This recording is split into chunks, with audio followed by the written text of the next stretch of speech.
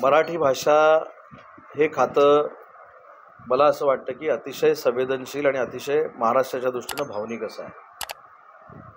या खात्याकडे आपण सगळ्यांनीच, मंत्र्यांना म्हणजे मी पण आणि आपण देखील सगळ्यांनी डोळस पद्धतीनं बघण्याची आवश्यकता आहे।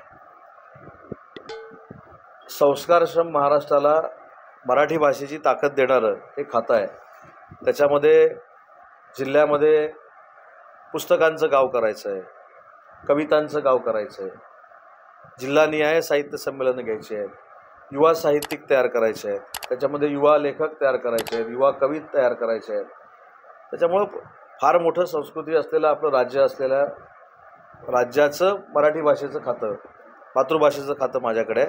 विविध योजना याच्यामधनं मी स्वतः राबवणार आहे, नवीन योजना त्याच्यामध्ये आणणार आहे। मला असं वाटतं की मराठी भाषेचं खातं हे अतिशय महाराष्ट्रासाठी उपयुक्त असं खातं आहे, मराठी माणसासाठी उपयुक्त खातं आहे, मराठी भाषेसाठी उपयुक्त खातं आहे। आणि हे खातं राज्यमंत्री म्हणून 2013-14ला मी सांभाळलेलं आहे।